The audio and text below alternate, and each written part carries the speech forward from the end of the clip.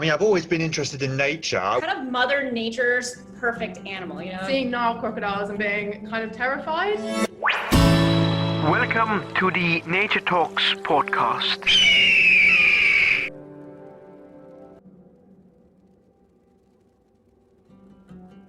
Hello and welcome to Nature Talks podcast, the podcast where the wild meets wisdom.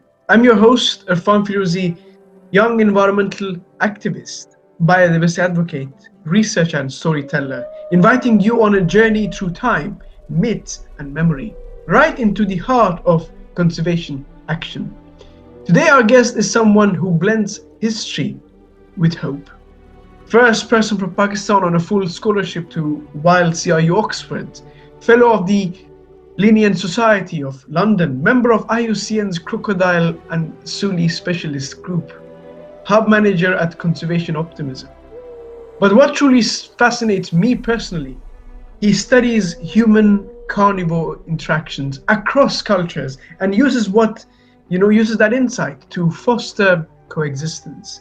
Bilal, thank you so much for joining us. Thank you so much for having me, Irfan. It's a pleasure to be here with you. Of course, same here. So let's start from the very beginning. What sparked your passion for wildlife? Like, was there a childhood moment that defined this path, or was there something else? So my childhood passion for wildlife sparks because of a monument which is present near my house. It is called like Hidden Minar in our traditional language, which literally translates to Deer Minaret. It was built by Emperor Jahangir, who was the father of Shah Jahan, the guy who built Taj Mahal. And he built that minaret, that monument, in memory of his pet black buck, which he accidentally shot himself while hunting in all of these areas which today form up my city. And he was so much grieved by that action of him that he built a large minaret on the grave of that deer and then a large pound for the wild animals to drink from. So that fascinates me. When I read his autobiography, many of the animals that he mentioned were not found in the area anymore. And then, of course, when I heard stories from my grandfather or father about different type of birds that used to present in the area that they used to see, they were not there anymore. For example, there was a species of pigeon which is called yellow-footed green pigeon. It's like a common bird in the countryside. But I have never seen that in my village that my father used to see in hundreds, in flocks. So that's what sparked my interest basically in the field of wildlife. Then I was fortunate enough to went to the Government College University Lahore for my graduate studies in zoology, which is like the oldest institute of zoology in the country and one of the oldest in subcontinent. It has a museum, natural history museum called Stephens Natural History Museum, which is one of the oldest in South Asia. That's amazing. That's a extraordinary story to hear, especially when we have seen also in previous guests. That's a sort of trend that follows. It always starts from that childhood. And talking about this, was there let's say a particular species or one species that captured your imaginations then and maybe still does today? I mean, it's definitely the carnivores, whether they are like big cats or crocodiles. I'm always fascinated by the carnivores and their interaction with the people. I mean, that's my main domain of area, like how people view carnivores culturally and what were their role in their daily lives, in religion or in like architecture. If you see around in the buildings, what are their depictions? So mostly big cats, crocodilians. In particular, I mean, during the recent times, I have developed an interest for snow leopard because of its elusiveness. And I mean, one of the top scientists of snow leopard. I mean, I'm fortunate to be of acquaintance with both George Scheller, who captured the first snow leopard picture in the wild. I mean, one of the father of conservation biology. I'm like proud to have personal correspondence with him. And then also like Rodney Jackson, which is the guy who first collared a snow leopard in Nepal and do the telemetric studies on snow leopards. That's amazing. And I mean, personally, I'm a big admirer of your work. Through Reserva, we got to meet through Reserva, and your work with snow leopards is truly something which is breathtaking. Especially because most people don't know that they also are found in Pakistan and elsewhere. And of course, for all the people who are listening, it's a very extraordinary because did you all know that up to 38% of all mammal species are carnivores, and yet half of these are vulnerable or worse on the IUCN Red List. So, apart from that, Bilal, your work weaves together history and ecology, as you mentioned. So, what archives do you explore? I don't know, manuscripts or folklore or temple art. What is those archives that you explore? So in terms of archives, I believe that we have archives everywhere around us, mostly in the form of our elders. They are like Wikipedias of traditional knowledge. So what I do is I usually listen to those people who have like in their 90s or 80s or 100, some even cross their century of age, mostly in the northern areas. And the second most important thing is, of course, the historical documents, mostly from pre-partition Pakistan, and not only in the local language like in English, but also in Persian. So, I mean, one of the best things that happened to me is that I came across several translation works of Persians into English by the British colonizers at that time. So it's better, it's like quite easy for me to understand some of those aspects of the traditional beliefs in the animals. Because I mean, personally, I knew Persian a little bit. I mean, I can understand that by reading, but I'm not able to speak it properly. But still, I mean, these are very much valuable resources. The third one is, of course, paintings, the traditional Mughal paintings or the company art, which was done by the Britishers, or even Sikh art from my region. The fourth one is the depictions on the historical monuments. So if you go to like Lahore Fort, there's like a outside wall on Lahore Fort, which is the largest picture wall in the world, where you got depictions from Shahnama, you got tigers, you got leopards, you got lions, you got dragons, sea mergs fighting, people fighting with the elephants, charging with the elephants on each other. So there are like lots of historical work out there which still needs to like put up. And then during my time at Oxford, I was fortunate enough to be elected as the Royal Fellow of the Royal Geographical Society. So one of the earliest explorers to Pakistan were basically fellows of the RGS. So I was fortunate enough to go and get access to those unpublished archival reports that are present over there in the RGS or in the British Library or in the body libraries at Oxford. And also in Pakistan, honestly speaking, there are still so much of the archival data which is still untouched. You don't have its blueprints available online. You don't have access to those archives online. And it's just sitting outside there in the bundles, just rotting away.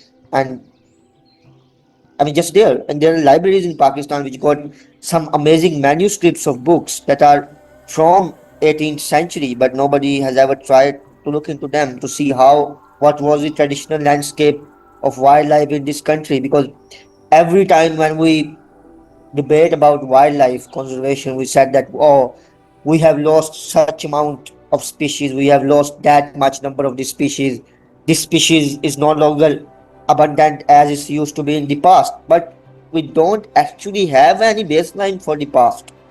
All of the data that we have might be like let's say on a honest note is from 1970s onward when the documentation has been came into process, but we don't have the historical landscape.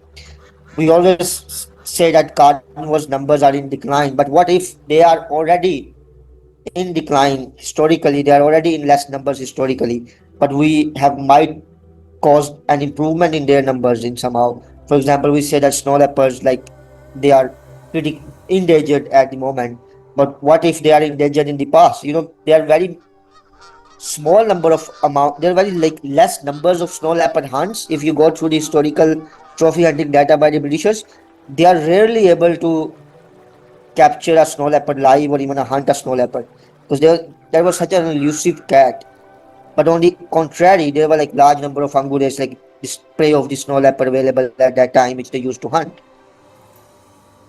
I see. It is a very extraordinary thing, and you have mentioned some amazing sources like the Ferdowsi's Shahnama. I have got a copy here, and all the illustrations are extraordinary, especially when they are translated to English. And I mean that's incredible. You know, it's because like it shows that you are not just, an ecologist, but you're like both a historian and an ecologist. And the way animals were portrayed, I mean, based on what I've seen in, museums, pictures, they're more majestic than what we portray them today. And I think it was based on, ancient Persian texts from around 500 BCE. They portrayed lions as royal guardians, while early Islamic mosaics featured crocodiles in river scenes, underscoring carnivores as a cultural significance. So, what cultural insights about carnivores do you think has changed your view on conservation as it is? Most of the time, I mean, how people revered those carnivores in different religions and how they came to associate themselves with the carnivores. I mean, if you, for example, during my research on crocodiles, I came across mostly the gharial, if I shall be more specific. So during my research on the archival data on gharial, I came across so many similarities, not just between Pakistan or India or like Iran, but also in other countries around the world, like even in Africa or Latin America or in Southeast Asia. The beliefs are somewhat quite similar to the animals. I mean, you can't imagine that some person in South America has the same belief about the crocodile species that are over there just as someone present in South Asia. Fascinatingly, some of times exist within the both religions. I mean, Hinduism, crocodile is considered a vehicle for the goddess of the Ganges river, which is called Ganga Mata. And similarly, in the Islamic culture, if you move to the Indus Valley, there is a saint which is called Khwaja Khizr, and they believe that crocodile is the vehicle of that saint Khwaja Khizr. So he used to ride it across the Indus River. And similarly, when the people used to cross the Ganges or the Indus, they used to throw bread into the river as an offerings to the crocodiles, like bread or like meat as the offerings to the crocodiles, so as to please them and have a safe passage across the river. Similarly, if you look into the historical archives into the Hindu culture, you have this depiction of crocodile at every major temple. They have these depictions of crocodiles over there. And similarly, in Indus Valley civilization, when you talk about the local folklores like Soni Mahiwal, which is like, I guess you have Shini and Farhat in the Persian culture, and similarly Laila and Majnu. So if you look at the paintings, manuscripts of Laila and Majnu from Indian subcontinent, you can see the depiction of crocodiles as the animals of the rivers in those paintings when Majnu went into the wilderness and animals came across him. So similarly, in the Mantakul Tair, which is like the Conference of Birds by Friduddin Attar, you see the depiction of crocodiles in the Mughal paintings as listening to the sea marg when they went to that particular place. So it's quite fascinating how they are same across these different landscapes, and how people still know those affiliations. I mean, despite the fact that crocodile or gharial is extinct in Pakistan at the moment in the wild, but people still have those memories of the crocodile's cultural importance. They still have the paintings of gharial into their monuments around the Indus River civilization. Yeah, I mean, the oldest depiction of gharial which we have is from a tablet from the Indus Valley civilization. I mean, the civilization is extinct now, but still we got the tablets that depicts the gharials, which means that they are present even at that time in large numbers because of the amount of the depictions that we got from them. So similarly, when you look into the Mesopotamic civilization, you got some similar depictions over there. I mean, not of the gharial, but of the crocodiles, which, I mean, depicts how people viewed both of these creatures at that time. That's amazing. I mean, yeah, if you look at it historically, human beings were more connected with nature than we are now. They valued it more, they respected it more. All these offerings also were a key part of respecting nature. But unfortunately, we don't have that to that extent now. That's why most species are dying out. And I'm very glad, because our next part is about gharials itself, and you switched to rivers already. So You already spoke about, the Indus Gharials reintroductions. But what is a Gharial and why does it matter? So why is it matter? So gharial is just like a crocodile but with a long, large snout. It's a different lineage, Gharialus. Its name is Gharialus gangeticus. It's an ecologically distinct and globally endangered species. What does you mean by ecologically distinct is that if gharial went extinct, you don't have any alternate species to that, right? Because I mean, if let's say freshwater crocodile like the one that we have in Pakistan and Iran, which is called mugger, if it went extinct, you still have the Nile crocodiles, which are a little bit of relative to the muggers. But if gharial went extinct, you don't have any other species, any relevant subspecies of gharial. Secondly, it's completely like it's one of the largest of the crocodiles. It's the largest of any crocodile in length. The third one is that it only mostly eat fish. It's like its snout is specifically designed to hunt catfish, which is like a large predator in the rivers. And the fourth one is act as like an major cleaning machine for the rivers. It like snap up any like kind of like debris into the river. In India, for example, the Hindus used to throw their bodies into the Ganges, so the gharial usually just snapped off the pieces from that. So it's like keep the rivers clean. And when you look at the history of gharial, you don't have any incidences of gharial attacking a human compared with the muggers, the freshwater crocodiles that live alongside the gharials. At one time, 90% of their populations was extinct. They were only left in India in the Chambal River and in small part of Nepal. But thanks to the conservation efforts, they are again came back. Now they are like around something like around 700 to 900 adult gharials in the wild. But at one time, their population was like around 100 or something, which was like near to extinction at that time. In Pakistan, gharial was, as I said, that it was you can found the depiction of gharials as far as the Indus Valley civilization. So it was present since that time. But it went extinct in Pakistan around 1960s after the partition from the India and then the construction of the dams in the country. There were efforts that were done to captive bred gharials, but they were not successful, and it was declared extinct in Pakistan around 1992, 1993. So it's like almost like 3 decades it has been extinct. But recently, the India started to reintroduce some gharials into the Satluj River, which is like a tributary of the Indus River system. They flowed downstream from they introduced them into the Beas River. So they flowed downstream into the Satluj River and then further downstream, crossing the border into the Pakistan. So that's like a major kind of shift that we always say that animals no border. So it's literally like applicable in this scenario that the gharials no borders between both of the countries. And at that time, and at this time, I mean, Pakistan and India are literally on the brink of the war because of the Indus Water Treaty, the sharing of the waters of the Indus Water. So some of these species, I mean, as the gharial, they like might act as like some kind of hope in the future that if you want to preserve a species, you have to a continuous flow of water into the rivers. You don't have to need to dry up. So it might like leads to security of this region, as I must say. Yeah, that's amazing. I mean, I can see the joy in your face as well for the reintroduction of the species in Pakistan, especially.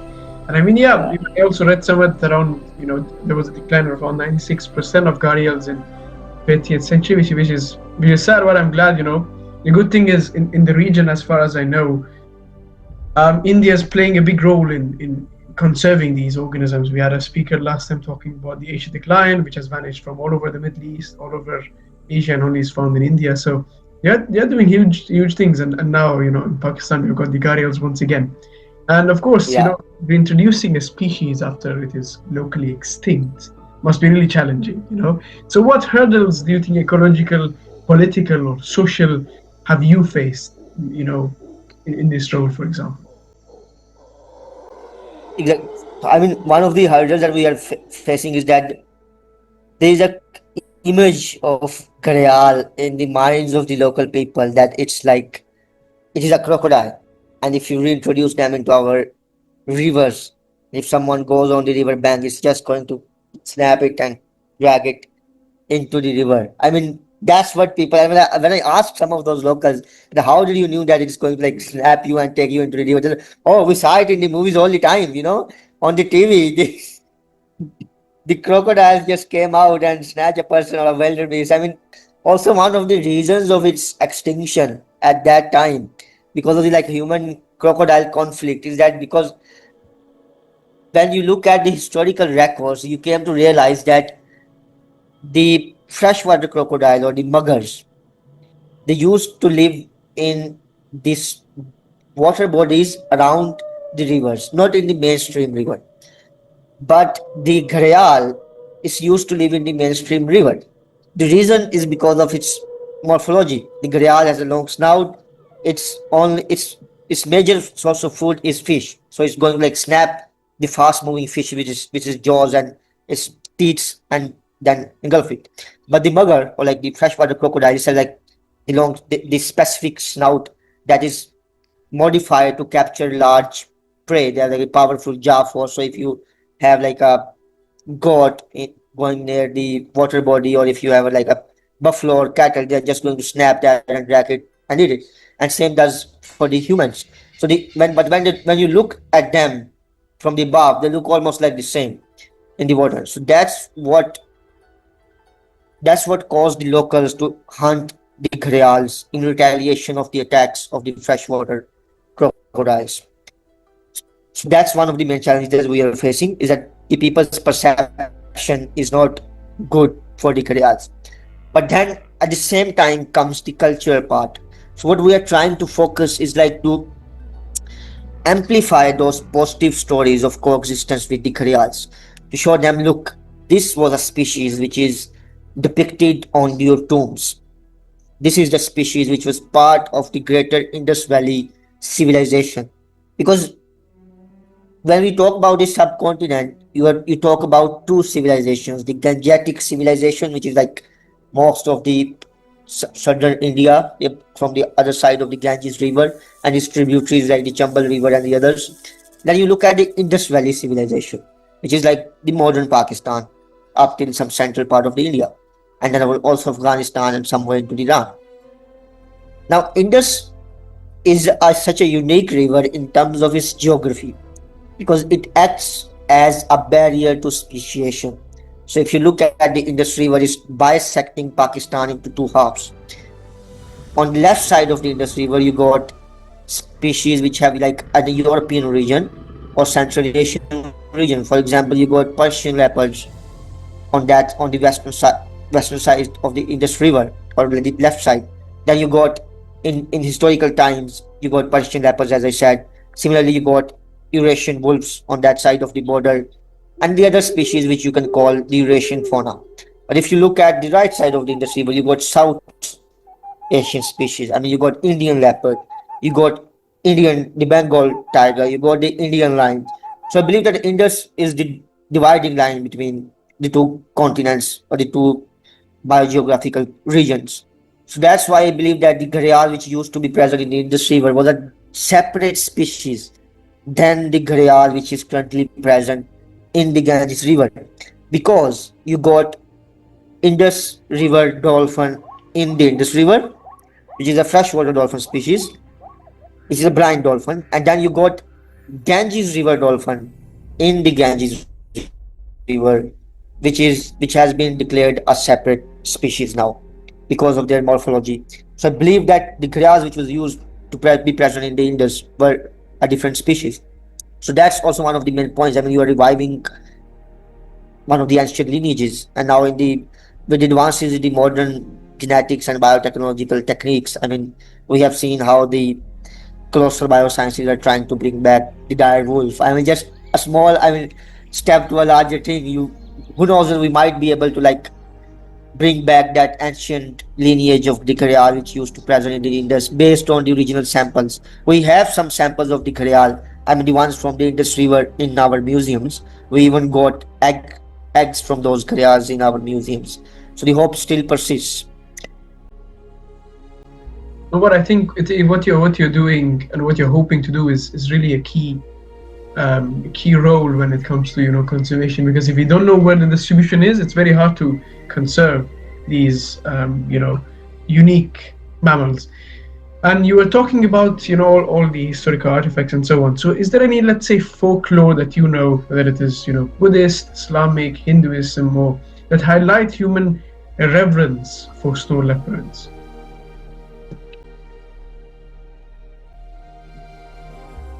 Yes, there is lots of hope for snow leopards, fortunately, because compared to other big cats like the tigers or the leopards or the lions, you don't have incidents of snow leopards attacking people.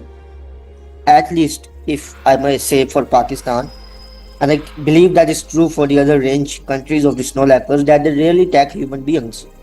So people don't fear snow leopard as they fear the other cats in terms of attacking them. But what is the main reason? Two main reasons for snow leopard at that time is that they prey on livestock, mostly on goats, and when they attack goats, they usually come on a killing streak. When they attack the protective the corrals where people usually kept their goats during the night time, when snow leopard attack that corral, it not just kill one goat, it kill all the goats mostly in the. So if you have 20 goats, it kill all of those go, and you can just then take one goat to eat and might come back take the second goat. So one of the reasons is basically this attack on goats that is causing the conflict between humans and the snow leopards. Because if you look into the that's my background. So this is like Pasu Cones, one of the largest vertical cliffs in the world, and that's the Gilgit River flowing in between them. You have some valleys, it's like completely cut off from the outside world during the winter. All of the means of the sustenance that the common people have are their goats or their milk, or their meat.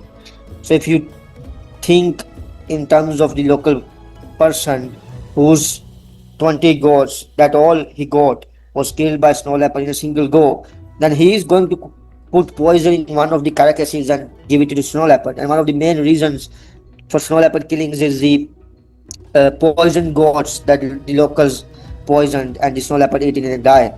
And then sometimes the local also kill it. And interestingly, there are many beliefs in the locals that when a snow leopard attacks a goat, it completely changes its physiology. Its behavior completely changed.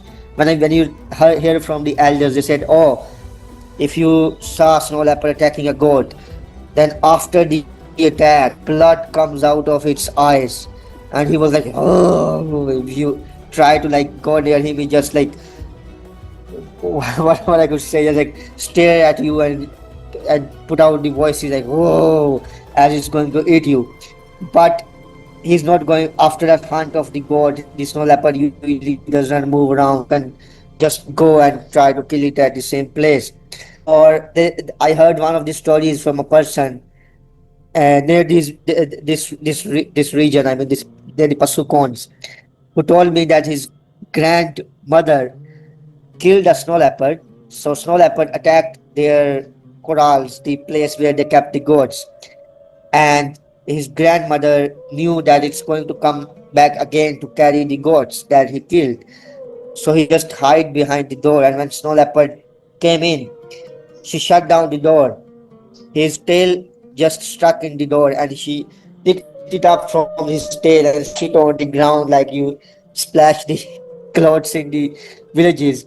And they said that all of the power of the snow leopard is in its front claws, and is most vulnerable on its back. So if you stick on its back with a heavy rod or something like that, then it's ultimately going to break. So his grandmother just picked the snow leopard from the tail and just splash it on the ground and break its back. And that's how my grandmother killed the snow leopard. Such beliefs do exist among the local people. And one of the different works that we are trying to do to minimize this conflict is three things at the moment in Pakistan. The project which I am working on with is called Project Snow Leopard. It's basically started by one of my professors who is a graduate of Yale. He did his PhD from Yale, Professor Dr. Shafqat Hussain. He's running Project Snow Leopard since 1999. He also wrote an amazing book called The Snow Leopard and the Goat. I can share the PDF with you if you like. It's like an amazing, one of my favorite books on snow leopard so far. And so the three things that we are doing is that number one is we are building protective corrals.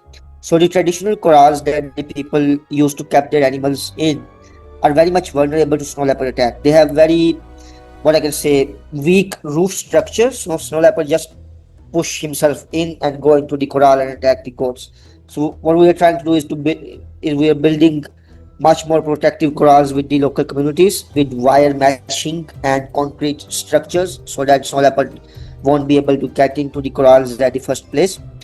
The second thing which my professor Dr. Shafqat Hussain has started is Snow Leopard is livestock insurance and compensation scheme. So it's the first time that it started in Pakistan and that it was taken up by the government in India and Nepal. It was unsuccessful in Nepal because they did not involve the local communities into it. It was completely government project. So you got many like frauds into that. But here in Pakistan, our project is completely focused on the local communities. It's managed by the local communities, not by any outsider. So what the locals do is that in each village, so we have village conservation committees, VCCs.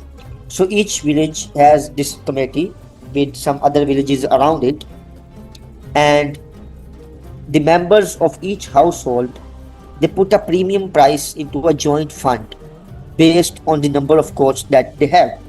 For example, if someone has a goat that is worth, let's say, $100, he put a premium price like $10 into that joint fund, which they then put into some kind of like joint venture from which they can usually get the profits. Or if you put your money into the banks, they usually give you some profit after every month or every year based on the deposit. So what happens is that when someone's goats are killed by the snow leopard, the members of the committee send certain amount of members to the area where the killing has taken place to verify whether it's a snow leopard kill or it's died because of the natural death. So once they verify that it's a snow leopard kill, they came back, and then based on the number of goats, we provide them with the compensation at half of the price. So if let's say 10 goats have been killed worth $1,000, we usually provide them with $500, which means that they can get some kind of compensation, not even if all, but still some amount of compensation from us, which will like elevate their level of loss. I mean, it can lower down their losses. So they are not that much inclined towards killing the snow leopard as they were before. The third thing is that the number of livestock losses in those areas are much more because of the disease than because of the snow leopards. So now what we are trying to do is we are providing livestock vaccination schemes in those areas. I mean, these mountains that usually don't have the vaccinations over there in those far off places. So what we do is that we buy those vaccines for them and we provide them free of cost, and we vaccinated their goats on an annual or the basis which is recommended by the vet officer. So that's also lowered the number of their losses because of the deaths of the livestock. And the fourth aspect which we are looking now at the moment is snow leopard tourism, mostly around the photography of the snow leopard, photograph snow leopards in the region. It's not that much popular in Pakistan as it is in India. India has an amazing snow leopard based tourism at place in their Ladakh valleys up in the upside of the Kashmir, and also even in some areas of the Kashmir like Dras or Kargil sectors. They have an amazing snow leopard based tourism where they give the stays. The people usually go there, mostly Europeans. They stay in their houses. They came to know the local culture at hand, and then they also try to see the snow leopard into the wild. They have an amazing structure. but we are trying to go towards it. We have some initial successes, but we also have drawbacks. Not drawbacks, but we also have some kind of like barriers. Barriers in terms of the culture. Because when you look into the areas where they have snow leopard in India, you mostly got Buddhism in those areas. And Buddhists are quite open with the people. They let the foreigners into their houses. The foreigners can look at their women, and I mean, these kind of things. But even if you look at the Muslim side of aspect, and especially in these areas where you got Ahle Tashi, the Ahle Bayt region in these areas, they mostly don't permit the outsiders into their houses, and then they have strict parda or veiling of their women, so you can't expect someone just walking around into their villages or into their households. So that's some kind of aspect which we are keeping in mind, that how we can make it coexist with the snow leopard tourism. And then of course there is trophy hunting in Pakistan. That's a whole different kind of aspect. Trophy hunting, we are doing trophy hunting in these areas of markhor and ibex, which are the main prey species of snow leopard. So for every one markhor that someone from the outside, mostly the European, would kill, that usually cost around $150,000. So that's the price of one markhor trophy hunt, and 70% of that amount goes directly into the local communities. And last year the bid for one markhor went up to $250,000.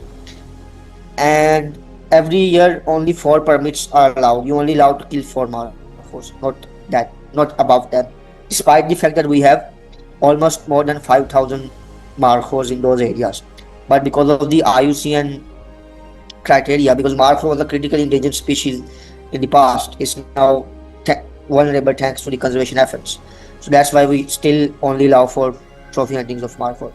And then we got ibex. So one trophy hunt of ibex gets you around $10,000, and every year around 100 ibex permits were given. And then you have blue sheep. So blue sheep trophy hunting is only done in Pakistan, not in Nepal or India, in any of its other range countries. And it usually costs around $15,000 to $20,000. And again, their numbers are like around 15 to 20. 70% proceeds goes directly towards the local communities, and the people usually spend it on the construction of the houses, the schools in those areas. Children have to walk like 20 or 30 kilometers, sometimes 20 kilometers at least, for almost 1 hour or 2 hours in these areas just to reach their schools.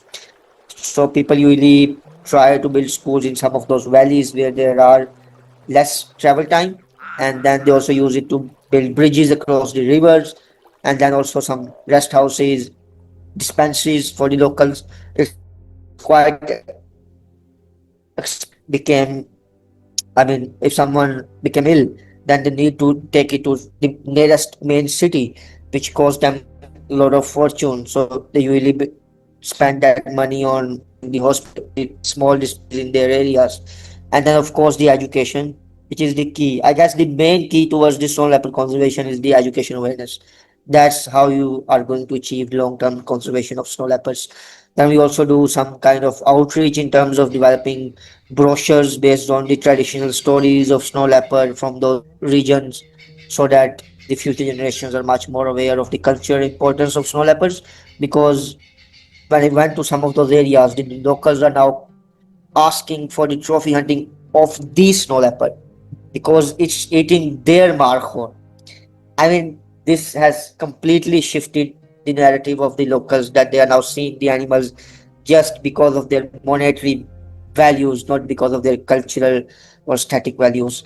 So that's something that we are also working in the region. That's amazing. It is, yeah, no, it's really listen, because like the trophy hunting part is a very sad part in most countries, because especially like people not value those lives of the animals, but they value the money that they get. But I think like one of the key things that you mentioned was the insurance, the livestock insurance that you mentioned. And I think that I was reading about it was Kyrgyzstan. It seems that they have got livestock insurance that has cut poaching by around 40% since 2018, which is again showing a huge impact. And what you have spoke very passionately about snow leopards than all the animals you've spoken about till now. What gives you hope for these cats? I mean, one of the main things that give me hope is the enthusiasm of the future generations. I mean, they really want to go into that particular field, or they really want to preserve their fauna and flora that's present around them. But there is still like so much need to be done, and that's give me hope that there's still something left for me to do to contribute towards this novel aspect of biodiversity that must be. And the thing is that people, as I said, the generations are very much enthusiastic about the conservation, and most of them really want to go into that place if the opportunities will be provided to them, and they are even willing to work with the meager amount of resources. When you look at the global south, it's something that you need into the consideration. I mean, in the global north, you have these like highest salaries for the wildlife conservation person and the things and the other perks and privileges. In the global south countries like Pakistan, I mean, highest national parks of the world. So I mean, these are one of the highest national parks in the world, the Central Karakoram National Park, and they're often called the third pole because of the harsh climate, the large number of glaciers that are out there, in thousands. And then that's one of the largest border crossings in the world. The Karakoram Highway is like the eighth wonder of the world.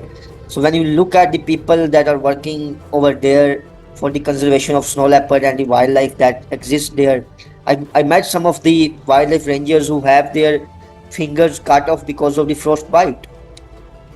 They don't have any proper equipment over there. They don't have the thermoregulatory, jackets, or they don't have any kind of like those tents which can protect them from the harsh climate. They collect their own wood for cooking their own meal. Just cook, the tea in those places, go for the long distances to just collect the wood that came from the river, from the higher mountains. So and they're working under these harsh conditions. So they are the flickers of hope for me personally. When I look at them, I just tell to myself that if they can do something, that I can also do something. There needs to be done for this wildlife that we have, and then it's our shared heritage basically. I mean, Pakistan is one of the countries that is most affected by the climate change. Exactly, it's very true, and they are truly inspiring, especially despite they're conserving wildlife even in the worst of conditions, even in countries like the continents like Africa and so on. Talking about all this, I'll ask you a bonus question. If you could name a snow leopard after one historical figure, who would it be? That's a tough question, I must say. I would name it after Jahangir. So Jahangir was Jahangir basically. So he was a keen naturalist. If you read his autobiography, which is in Persian and it's translated into English, if you look at it, he was the guy who was one of the keen naturalists that was born in India in the modern times. One of the oldest depictions in the paintings that I found of snow leopard was from the time of Jahangir. So it was on the Noah's Ark. So the painting was basically about the Great Flood and the Noah. And Jahangir ordered depictions to be, I guess it was because of like a folio or something like that. So he ordered that painting, and they have that depiction of a pair of snow leopards in that the Ark of the Noah. It's like really fascinating, like how he was keen on the big cats of the region. It's quite literally amazing. Yeah, it is. Especially those olden paintings, even the ones in like natural history books and so on, is amazing paintings, especially of birds and so on. The attention to detail is really, as they say, it's sick, you know. Yeah. So I mentioned that you are an amazing fellow and a very deserving fellow for the scholarship at Oxford, and as a WildCRU fellow, how has the experience shaped your work back home, and how can the listeners support your work? Yeah, so I was the first one from Pakistan to join Wildlife Conservation Research Unit, WildCRU, at Oxford in 40 years since its inception in 1986. It's the first wildlife conservation research unit in Europe, the oldest one. And I was selected among the of eight students from around the world. I was the only one from South Asia in 2020, from Asia actually in 2023. And it was like a privilege, man. It's like one of the life changing moments for me when I was there in Oxford studying from some of the pioneers in their discipline. Professor Claudio Silero, he was the head of IUCN Canid Specialist Group. He's an amazing researcher doing some amazing work on the Ethiopian wolf. He brought them back from the near extinction. And then Professor David McDonald, he's like an amazing researcher on big cats. We don't have these kind of courses currently in Pakistan that they have in Oxford at that time. And also, like, I was fortunate enough to access the archives that are present in the Bodleian Library that were present nowhere else in the world. And then when you were at Oxford, you got like some amazing networking opportunities with the people from around the world. And the other foremost experience for me is to be elected a fellow of the Royal Geographical Society and the Linnean Society of London, to go into the those halls and listen to lectures where Darwin and Wallace used to sit around, used to debate their theory of evolution. It's quite like literally amazing experience for me. I'm like a completely different person from what I was before going to Oxford, and after done my best to establish a scholarship with a collaboration basically between the Oxford Pakistan program, which is an initiative focused on the deserving students from Pakistan who want to study at Oxford. They provide them with the partial scholarships, and Wildlife Conservation Research Unit. So now every 2 or 3 years, WildCRU is going to take one scholar from Pakistan for their postgraduate course, because like I was the first one, but I didn't want myself to be the last one. I want myself like to be something to on whose footsteps some other persons will follow into the WildCRU. And I was fortunate enough to be offered a PhD again from WildCRU. I was not able to secure a scholarship in 2024, but this year I was again got an unconditional offer for a DPhil in biology from Oxford WildCRU. So I'm hoping to get some funding. Still struggling to find that, but hopefully the hope is still there. And I shall might join Oxford again in 2020 in October 2025. That's amazing, Bilal. And of course, I think you send me the link of the fundraiser for your Oxford scholarship. I'll be putting that Yeah. in the description for the audience to also support in any way they can, and hopefully we'll see you there. And I mean, yeah, the things you mentioned about the Royal Societies, it's amazing, you know, especially the works of Charles Darwin and Alfred Russel Wallace. It's just amazing, you know, how they are. And I hope that I also can one day, you know, work hard, get my bachelor's first, and be a part of that group full of amazing change makers, evolutionary leaders, and so on. And yeah, Bilal is such an amazing person to reach out to, very open, very kind. So don't be intimidated, despite his work being so amazing and so, you know, inspiring to all of us. And talking about that, we have reached the closing segment of our podcast, the last part, which is, of course, the most favorite part of the listeners. So, Bilal, you know, what would be your number one message to the listeners and the world that are listening to you right now? Please go out and explore the nature. There is so much out there that we need to learn from the nature itself than it is in the history books or in your laptop.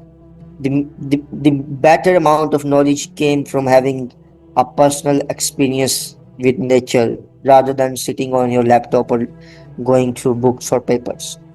and if you and interact with the local people as much as you can, because they are the real encyclopedia of knowledge around the natural world, not the Wikipedia or anything else.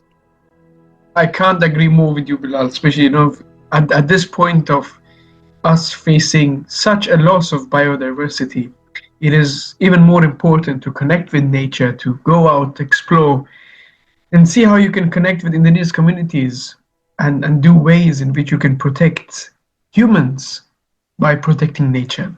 Exactly, which is something we all have to look for, because the natural world, the planet is in a chain in which we don't even understand properly yet.